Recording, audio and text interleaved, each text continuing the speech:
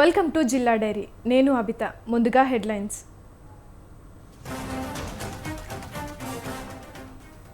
రైతులను శివకుమార్ అవమానించారన్న కోరుకంటి. కర్ణాటకలో 5 గంటలైనా విద్యుత్ ఇవ్వడం లేదని ఫైర్.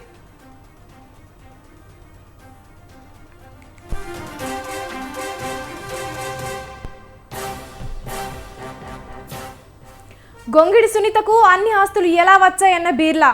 సోనియా రుణం తీర్చుకోవడానికి ప్రజలు సిద్ధమన్న అభ్యర్థి.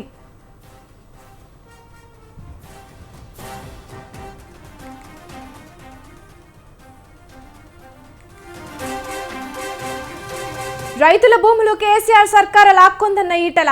బీఆర్ఎస్ నేతలు బ్రోకర్లుగా మారారన్న బీజేపీ ఎమ్మెల్యే.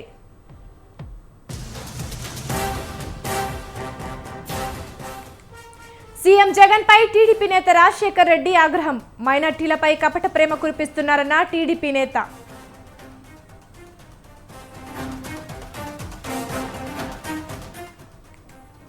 జనగామలో మోడీ చిత్రపటానికి పాలాభిషేకం. వర్గీకరణకు కట్టుబడ్డామనడంతో బీజేపీ హర్షం.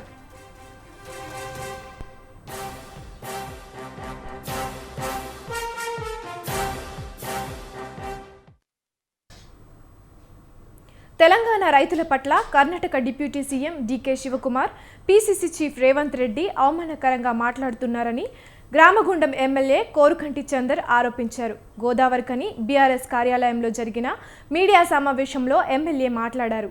తెలంగాణ రైతులను పూర్తి స్థాయిలో ప్రోత్సహించిన ఘనత కేసీఆర్కు దక్కుతుందని అన్నారు. రైతుల ప్రయోజనాలను కాపాడేందుకు తాము 24 గంటల విద్యుత్ అందిస్తున్నామన్నారు.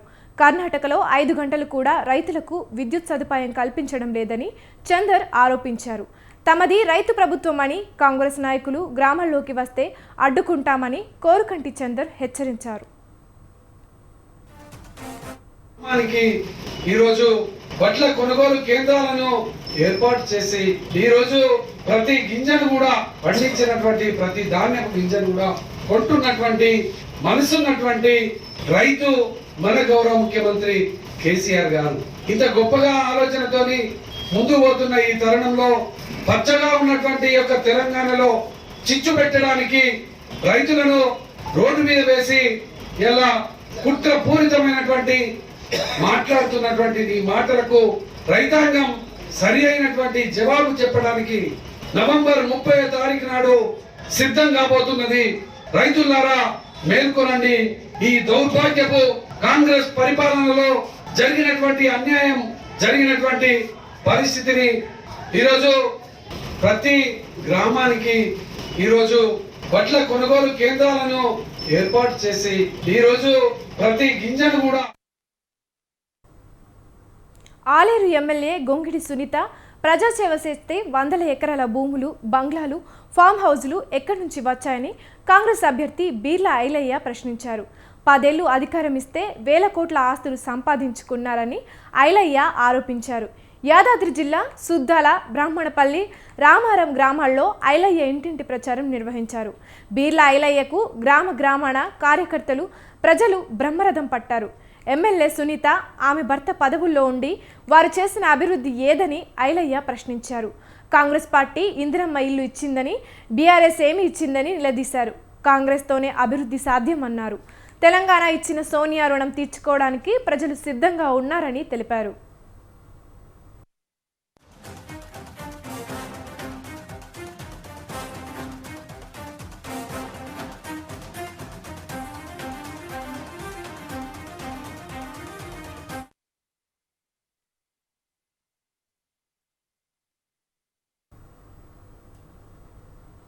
కాంగ్రెస్ పార్టీకి తాను ఎన్నో విజయాలు అందించినట్లు మాజీ మంత్రి సంభాని చంద్రశేఖర్ చెప్పారు.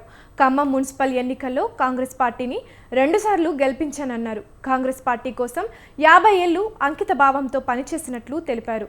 2018లో పొత్తుల వల్ల సత్తుపల్లి టికెట్ ఇవ్వకపోయినా పార్టీలోనే ఉన్నానన్నారు. ఈసారి కూడా తనకు సరైన ప్రాధాన్యత ఇవ్వలేదని సంభాని వాపోయారు. కాంగ్రెస్ పార్టీకి సంబంధం లేని వారికి టికెట్ ఇచ్చారని ఆరోపించారు. పదవులు అడ్డం పెట్టుకొని తాను కోట్లు సంపాదించలేదని, ప్రజాసేవ చేశానన్నారు.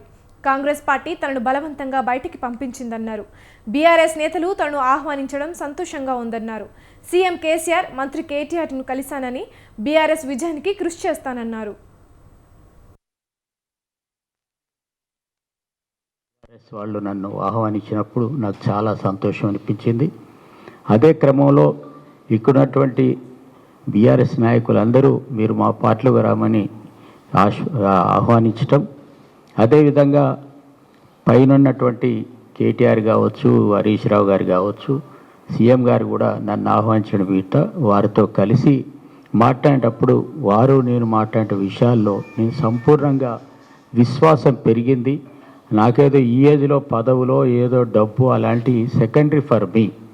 నాకు వేరేదైతే ఈ రాజకీయ పార్టీలో పనిచేయాలని నిర్దేశించినటువంటి ఆ యొక్క కార్యక్రమాన్ని తూచా తప్పకుండా నాయకుడి యొక్క ఆలోచన గౌరవిస్తూ మంచి రిజల్ట్ చూపించడానికి నేను ప్రయత్నం చేస్తానని మీకు అందరికీ మనవి చేస్తున్నా.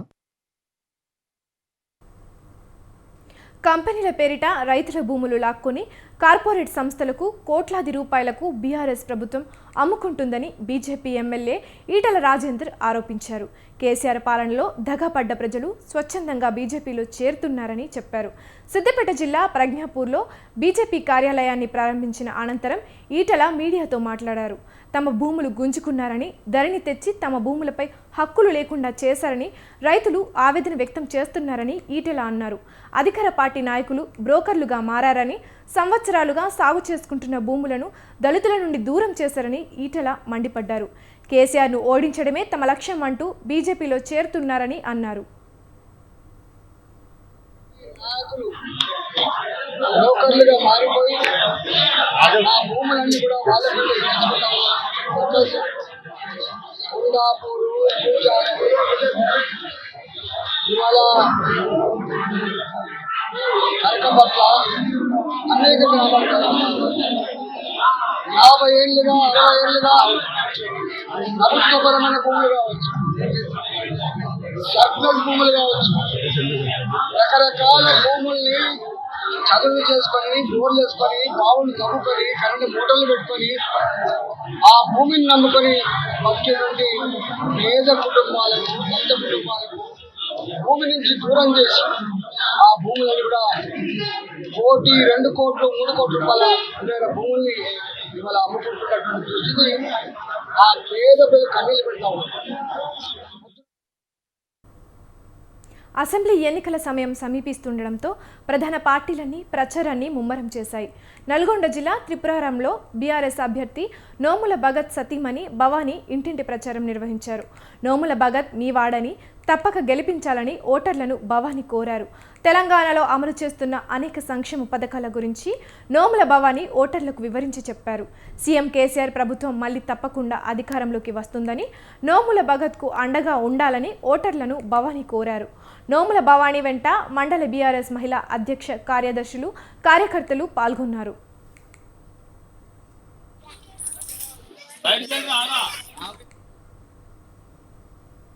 ముస్లిం ఓట్లు రాబట్టుకునేందుకు ముఖ్యమంత్రి వైఎస్ జగన్మోహన్ రెడ్డి మాట్లాడిన మాటలకు ఆచరణకు పొంతన లేదన్నారు నంద్యాల టీడీపీ అధ్యక్షుడు మల్లెల రాజశేఖర్ గౌడ్. టీడీపీ హయాంలో ముస్లింల కోసం అమలు చేసిన పథకాలను వైసీపీ ప్రభుత్వంలో అమలు చేస్తున్న పథకాలను పోల్చారు.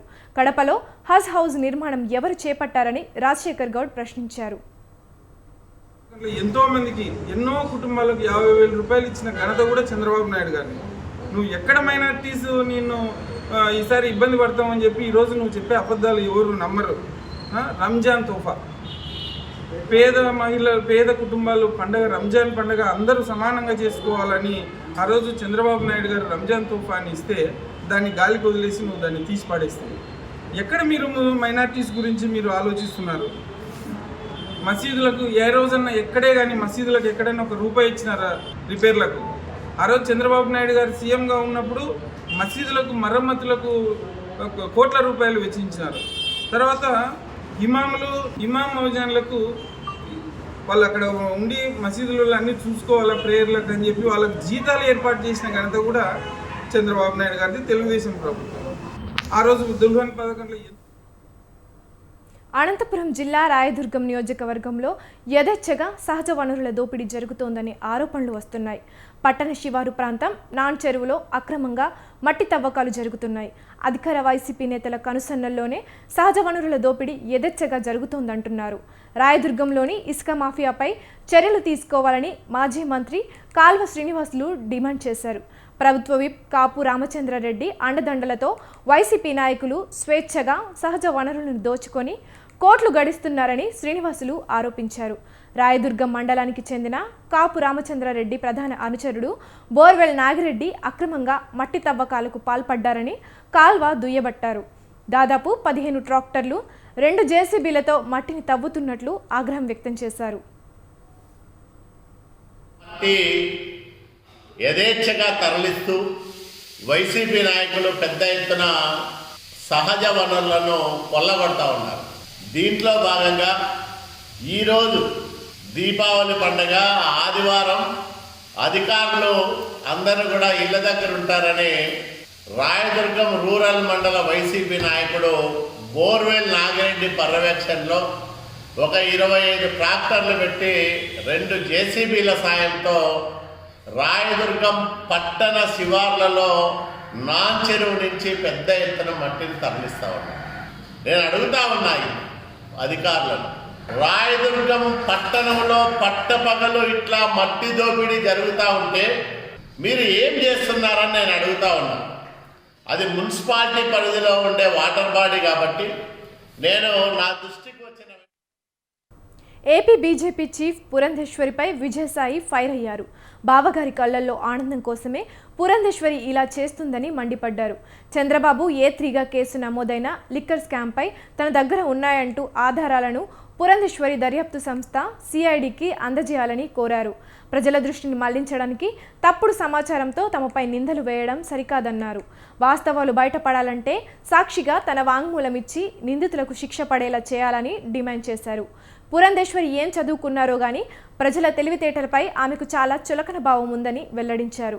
అందుకే రాష్ట్రంలో మద్యం మృతులు 50 లక్షల మంది అంటూ దిగ్భ్రాంతి కలిగించే అబద్ధాన్ని అవలీలగా వదిలారని మండిపడ్డారు. కంటి శుక్లం ఆపరేషన్ చేయించుకొని కుడి కంటికి కట్టుకున్న బావగారి ఎడమ కంటిలో ఆనందం చూడడం కోసమే ఆమె ఇలాంటి అసత్యాలు వల్లిస్తున్నారని చురకలు అంటించారు విజయసాయి. దీపావళి పండుగ సందర్భంగా తిరుమల శ్రీవారి ఆలయంలో బంగారు వాకిలి ముందు ఉన్న గంటా మండపంలో దీపావళి ఆస్థానాన్ని టీటీడీ శాస్త్రోక్తంగా నిర్వహించింది. తిరుమల శ్రీ వెంకటేశ్వర స్వామి వారి ఆశీస్సులతో ప్రపంచవ్యాప్తంగా ఉన్న శ్రీవారి భక్తుల జీవితాలలో దీపావళి వెలుగురేకులు ప్రసరించాలని టీటీడీ చైర్మన్ భూమన కరుణాకర్ రెడ్డి ఆకాంక్షించారు. దీపావళి సందర్భంగా ప్రతి ఇంట్లోనూ ఆనందం, సంతోషం, వెలుగులు వెల్లివిరియాలని కరుణాకర్ రెడ్డి, ఈవో ఏవి ధర్మారెడ్డి కోరుకున్నారు. శ్రీవారి భక్తులకు, ఉద్యోగులకు, శ్రీవారి సేవకులకు వారు దీపావళి శుభాకాంక్షలు తెలిపారు. శ్రీవారి అనుగ్రహంతో ఆంధ్రప్రదేశ్ దేశం సర్వతోముఖాభివృద్ధి సాధించాలని చైర్మన్ ఈవో కోరారు. ఉన్న యావత్ హిందూ భక్తులకందరికీ శ్రీ వెంకటేశ్వర స్వామి ఆలయం తరఫున దీపావళి శుభాకాంక్షలు. దీపావళి ఆస్థానం వందల సంవత్సరాలుగా జరుగుతున్నటువంటి రీతిలో మరింత గొప్పగా ఈ రోజున స్వామివారి ఆలయంలో చాలా వైభవంగా జరిగింది. ప్రజలందరూ కూడా సుభిక్షంగా ఉండాలని, ఆరోగ్యాలతో ఆనందంగా ఉండాలని, వెంకటేశ్వర స్వామి దీవెనలు ప్రతి ఒక్కరికి కూడా అందాలని దేవాలయం తరఫున నేను యువ గారు ప్రార్థిస్తూ తెలియజేస్తాను. ప్రపంచంలో ఉన్న యావత్ హిందూ భక్తులకందరికీ శ్రీ వెంకటేశ్వర చిత్తూరు జిల్లా పొంగనూరులో యువతీ యువకులకు ఉపాధి ధ్యేయంగా త్వరలో పెప్పర్ కంపెనీ ఏర్పాటు చేయనున్నట్లు PKM urban development authority chairman Venkatreddy Yadav తెలిపారు. యువతీ యువకులకు ఉపాధి అవకాశాలు కల్పించడమే సీఎం జగన్ ధ్యేయం అన్నారు. బ్యాటరీతో నడిచే రవాణా వాహనాలు తయారు చేసిన పెప్పర్ కంపెనీతో చర్చలు సఫలం అయ్యాయన్నారు. దీంతో పొంగనూరు, అరడిగుంట సమీపంలో కంపెనీ ఏర్పాటులో మంత్రి పెద్దిరెడ్డి రామచంద్రారెడ్డి, ఎంపీ మిథున్ రెడ్డి కృషి ఎంతో ఉందని వెంకటరెడ్డి యాదవ్ తెలిపారు. పెప్పర్ కంపెనీ ద్వారా సుమారు 50,000 మందికి ఉపాధి అవకాశాలు ఉంటాయన్నారు. ఈ కర్మాగారంలో ఎలక్ట్రిక్ బస్సులు, లారీలు, వాటి అనుబంధ పరికరాలు తయారు చేస్తారని వెంకటరెడ్డి యాదవ్ తెలిపారు. ప్రపంచంలోనే ఆటోమొబైల్ సంస్థలో అతిపెద్ద సంస్థ అయినటువంటి పెప్పర్ కంపెనీ బస్సులు, లారీలు తయారు చేసేటువంటిది, ఎలక్ట్రికల్ లారీలు కంపెనీ మన పుంగనూరుకు రాబోతుంది. ఇంతవరకు ప్రపంచంలో ఇంత పెద్ద సంస్థ లేదు. దీనికి ధీటుగా ఉన్నటువంటి టెస్లా కంపెనీ భారతదేశంలో ప్రవేశించాలనే ప్రయత్నం చేసింది. కానీ వాళ్ళు పెట్టినటువంటి కండిషన్స్ కు భారత ప్రభుత్వం సహకరించకపోతే మన ముఖ్యమంత్రి జగన్మోహన్ రెడ్డి గారు నేనున్నాను, మీకు ఎలాంటి సౌకర్యాలు కావాల్సిన చేస్తాననేటువంటి. ఆంధ్రప్రదేశ్ సుభిక్షంగా ఉండాలని పశ్చిమ గోదావరి జిల్లా ఉండి మండలం ఎన్ఆర్పి అగ్రప్రహరం సర్పంచ్ సురవరపు కనకదుర్గ ఆకాంక్షించారు. జిల్లా బీసీ సంఘం అధ్యక్షులు వెంకటాచార్యులు, కనకదుర్గ దంపతులు దీపావళి సందర్భంగా అభిమానుల మధ్య సంబరాలు జరుపుకున్నారు. పంచాయతీ సిబ్బందికి, గృహ సారథులకు, వాలంటీర్లకు వారు Deepavali gift packet, sweet box అందజేశారు. నియోజకవర్గ, మండల, గ్రామ ప్రజలు సుఖశాంతులతో ఉండాలని, రాష్ట్రం సుభిక్షంగా ఉండాలని ప్రతి ఏటా తాము లక్ష్మీ పూజ నిర్వహిస్తున్నామని వెంకటాచార్యులు తెలిపారు. ఈ కార్యక్రమంలో మండల, గ్రామస్థాయి నాయకులు పాల్గొన్నారు. నుంచి కూడా మేము దీపావళి సంబరాలు జరుపుకుంటూ ఉంటాం. అది దాన్ని అలా కొనసాగిస్తూ ఈ రోజున పంచాయతీలో మేము గెలుపొందిన కాడి నుంచి కూడా పంచాయతీలోని ప్రజలతోని, అలాగే పంచాయతీ స్టాఫ్తో కూడా పంచుకుని, విలేకరులతో పంచుకుని చేసుకోవడం ఆనవాయితీగా వచ్చింది. ఈ కార్యక్రమాన్ని ఇలా కొనసాగిస్తున్నాం. దీని అందరికీ మాకు మేము ఎప్పుడు పిలిచినా సహకరిస్తున్న ప్రతి ఒక్కరికి కూడా మేము ధన్యవాదాలు తెలుపుకుంటున్నాం. ఈ దీపావళిని అందరూ చాలా ఆనందంగా, జాగ్రత్తగా జరుపుకోవాలని. ఎస్సీ వర్గీకరణకు కట్టుబడి ఉన్నామని, ఖచ్చితంగా చేసి తీరుతామని ప్రకటించిన ప్రధాని మోదీ చిత్రపటానికి జనగామ జిల్లా బీజేపీ నాయకులు ఆర్టీసీ చౌరస్తాలో పాలాభిషేకం చేశారు. షెడ్యూల్ కులాల వర్గీకరణ బిల్లు దళితుల న్యాయమైన కోరిక అని ప్రధాని మోదీ అనడంతో బీజేపీ నేతలు ఆనందం వ్యక్తం చేశారు. మాదిగల చిరకాల కోరిక నెరవేరుస్తామని నరేంద్ర మోదీ చెప్పారు. సికింద్రాబాద్లోని పరేడ్ గ్రౌండ్లో శనివారం జరిగిన మాదిగల విశ్వరూప మహాసభలో పాల్గొన్న ప్రధాని ఈ మేరకు స్పందించారు. రాజకీయ ఓటు బ్యాంకు కోసమే కాంగ్రెస్, బీఆర్ఎస్ పార్టీలు దళితులను వాడుకున్నాయని జనగామ జిల్లా బీజేపీ నాయకులు ఆరోపించారు. ఏదైతే ప్రకటన చేసిందో ఎస్సీ వర్గీకరణకు భారతీయ జనతా పార్టీ కట్టుబడి ఉన్నది. అదొక ధర్మబద్ధమైన పోరాటం, న్యాయబద్ధమైన పోరాటం. దళితులు అనేక సంవత్సరాలుగా ఈ యొక్క రిజర్వేషన్తో ఇబ్బంది పడుతున్నారు కాబట్టి ఎస్సీ, మాదిగ ఉపకులాలకు మేలు జరిగే ఈ యొక్క యుద్ధ కార్యక్రమంలో నేను కూడా ఒక సైనికులుగా పనిచేస్తానని నిన్న నరేంద్ర మోడీ గారు ప్రకటించడం జరిగింది. ఈరోజు ఏదైతే చూసినట్లయితే భారతీయ జనతా పార్టీ ఒక దళితుల పక్షపాతి, భారతీయ జనతా పార్టీ దళితులకు మేలు చేసే పార్టీ. ఆ రోజు డాక్టర్ బాబాసాహెబ్ అంబేద్కర్ గారి ఆలోచన విధానాన్ని ఈ రోజు ప్రధాని నరేంద్ర మోడీ గారు ఆ యొక్క అవలంబించడం జరుగుతుంది. ఈ రోజు డాక్టర్ బాబాసాహెబ్ అంబేద్కర్ గారు ఏదైతే కలవనందరో ఈ రోజు అది పల్లెటూరా ఏమో, పట్టణమా తెలియదు, నగరమా ఏమిటి యక్ష ప్రశ్నలు? నిజమే, ఇవి క్లిష్టతర ప్రశ్నలే. పల్లేదో, పట్టణమేదో, నగరమేదో తెలియడం లేదు. కటిక అమావాస్య నాడు నిండు పున్నమిలా ఉంటే పిల్ల పెద్ద అనే తేడా లేకుండా అందరూ కేరింతలు కొడుతుంటే ఆ రోజేమిటి, ఆ ఊరేమిటి ఎలా తెలుస్తుంది? మరి పల్లేదో, పట్టణమేదో తెలియని రోజు అమావాస్య నాడు వచ్చే పున్నమి రోజు, అదే దీపావళి రోజు. చీకటి వెలుగుల రంగేలి ఆనందాలకేలి దీపావళిపై ప్రత్యేక కథనం.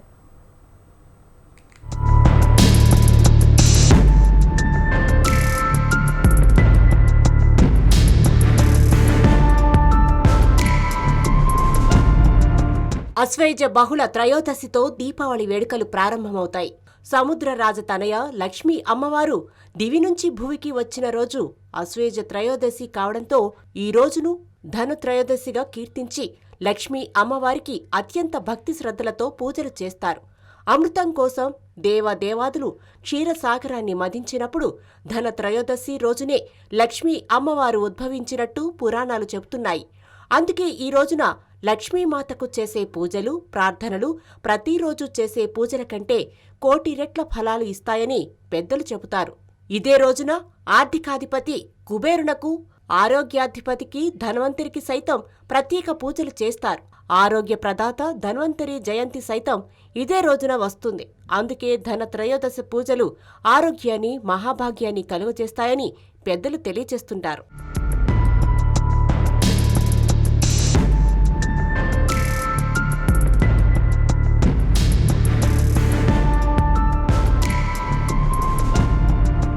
ధనత్రయోదశి మరుసటి రోజు దీపావళి ముందు రోజు నరక చతుర్దశి.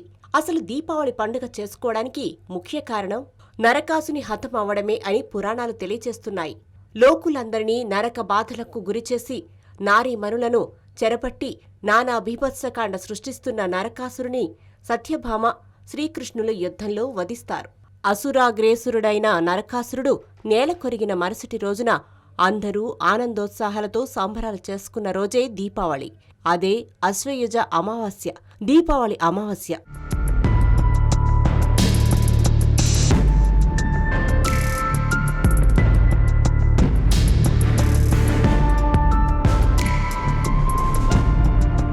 ఇది దీపావళి సంబరాల గురించి ఎంత గొప్పగా చెప్పేసుకున్నా ఇంకా ఎన్నో విషయాలు మిగిలే ఉంటాయి. దీపావళి అంటే చీకట్లు తొలగి వెలుగులు విరజిమ్మేదని కదా అర్థం. అందుకే అశుభ్రానికి తావు లేకుండా ఇళ్లన్నీ శుభ్రం చేసుకుని ఇంటిలోని వారందరూ నూతన వస్త్రాలు ధరించి దైవ పూజలు చేసి పిండి వంటలు, మృష్టాన్న భోజనాలతో ఆనందంగా పండుగ వేడుకలు నిర్వహించుకుంటారు. ఇక అసలు హడావుడి అంతా సంధ్యా సమయం నుంచే మొదలవుతుంది.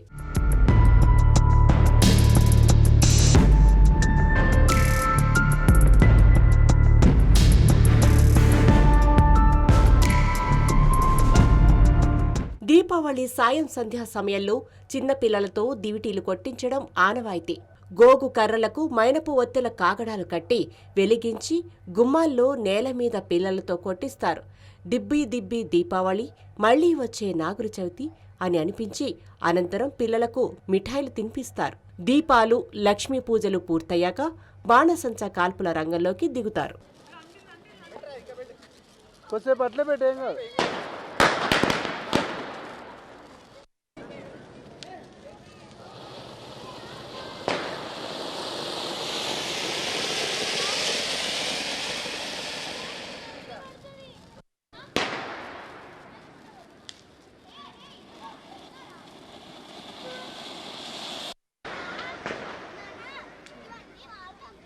దీపావళి 5 రోజుల సంబరాల్లో ధన త్రయోదశి, నరక చతుర్దశి, దీపావళి అమావాస్య అశ్వయుజ మాసంలో పండుగ.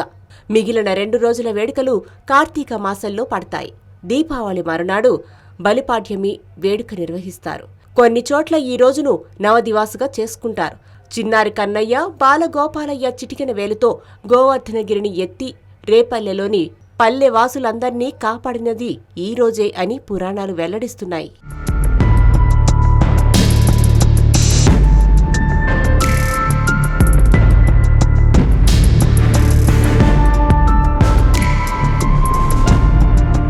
ఇక దీపావళి 5 రోజుల వేడుకల్లో కార్తీక మాసం ద్వితీయ దినాన నిర్వహించే పండువ భగినీహస్త భోజనం.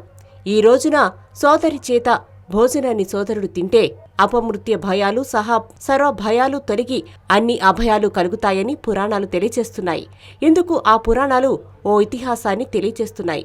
సమవర్తి యమధర్మరాజు ప్రత్యక్ష నారాయణుడైన సూర్య భగవానుని కుమారుడు కాగా ఆదిత్యుని కుమార్తె యమధర్మరాజు సోదరి యమున భయంకర స్వరూపుడైన యమధర్మరాజు సన్నిధిలో నిలబడడానికే ఎవరైనా గడగడలాడిపోతారు. ఇక ఆ కాలయముని ఇంటికి ఆహ్వానించేవారు ఎవరు?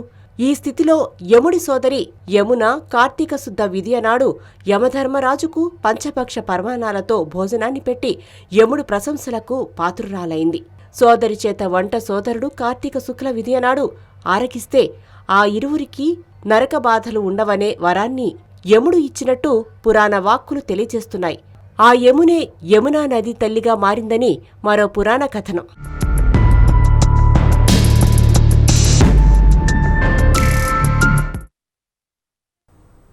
ప్రేమించడం ఒక ఎత్తు అయితే ప్రేమించిన వారితో నిజాయితీగా ఉండడం మరో ఎత్తు. కానీ ప్రజెంట్ జనరేషన్ అలా లేదు. ఒకరితో ప్రేమలో ఉండి మరొకరిని లవ్ చేస్తున్నారు. ఏళ్లనాటి ప్రేమను వదులుకుంటూ క్షణకాలంలో పుట్టిన ప్రేమను ఎక్కువ అనుకుంటున్నారు. అలాంటి ప్రేమ కోసం ప్రాణాలు కూడా తీసేస్తున్నారు. తాజాగా కర్ణాటకలో కూడా అదే జరిగింది.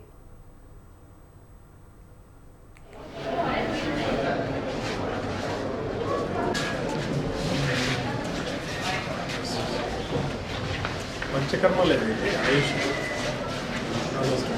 మాయిస్ రమేష్ ఒకే అమ్మాయిని ఇద్దరు అబ్బాయిలు ప్రేమించారు. ఆ అమ్మాయి కూడా ఇద్దరిని ప్రేమించింది. ఇద్దరితో సన్నిహితంగా ఉంది. అందుకు ఫలితం ఒక ప్రాణం పోయింది. మరో ఇద్దరు జైలు పాలయ్యారు. ఈ ఘటన కర్ణాటకలోని కోలార్ జిల్లా మాలూరు సమీపంలో అయ్యప్ప నగర్లో జరిగింది. అయ్యప్ప నగర్కు చెందిన 26 ఏళ్ల చేతన్ కృష్ణరాజపురంలోని రియల్ ఎస్టేట్ సంస్థలో పనిచేస్తున్నాడు. అతనికి శోభ అనే గర్ల్ ఫ్రెండ్ ఉంది. చాలా కాలంగా ఇద్దరు ప్రేమించుకున్నారు. 8 నెలలుగా సహజీవనం కూడా చేస్తున్నారు. పెళ్లి చేసుకోవాలని కొద్ది రోజుల క్రితం నిర్ణయించుకున్నారు. ఇద్దరి జీవితం సాఫీగా సాగిపోతుంది అనుకున్నారు.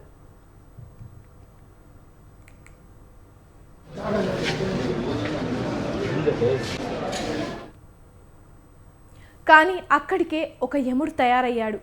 శోభకు సతీష్ అనే వ్యక్తితో పరిచయం ఏర్పడింది. రియల్ ఎస్టేట్ వ్యాపారం చేస్తూ సతీష్ లక్షలు సంపాదిస్తున్నాడని, 50 లక్షల వరకు బ్యాంక్ బ్యాలెన్స్ ఉందని శోభ ఊహించింది. సతీష్ని వలలో వేసుకోవాలని ఎత్తువేసింది. సతీష్ దగ్గర డబ్బు ఉండే తనకు ఓ బ్యూటీ పార్లర్లో పెట్టొచ్చుగా అని చెప్పింది.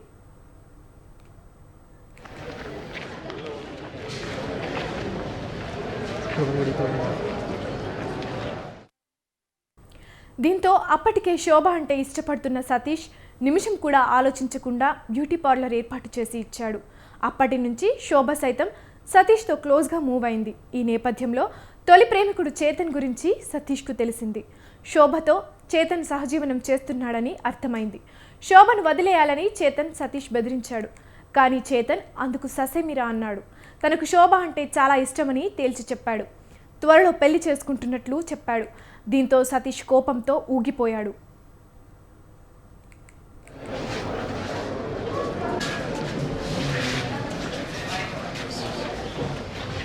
పంచకర్మ లేదు ఆయుష్ చేతన్ను హతమారిస్తేనే తనకు లైన్ క్లియర్ అవుతుందని సతీష్ ప్లాన్ వేసుకున్నాడు. ఈ క్రమంలో శోభ సతీష్ కలిసి చేతన్ హత్యకు పథకం వేశారు. కొంతమంది స్నేహితులతో చేతన్ వద్దకు వెళ్ళి కొట్టి బట్టలు విప్పి శోభను వదలకపోతే చంపేస్తానని సతీష్ బెదిరించాడు. అప్పటికి కూడా చేతన్ శోభ అంటే తనకు ఇష్టమని, నీకు చేతనింది చేసుకో అని తేల్చి చెప్పాడు. ఈ క్రమంలో ఆఫీస్ నుంచి వస్తున్న చేతన్కు సతీష్ ఫోన్ చేసి మాట్లాడాలని చెప్పాడు.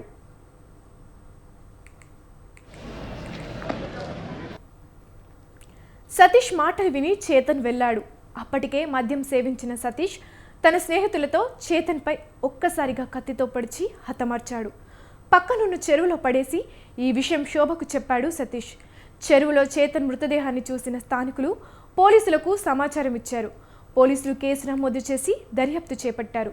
ఈ క్రమంలో వాళ్ళ ముక్కోణపు ప్రేమ వ్యవహారం తెలిసి పోలీసులు షాక్ అయ్యారు. సతీష్ అతని ఫ్రెండ్స్తో పాటు శోభను పోలీసులు అదుపులోకి తీసుకున్నారు.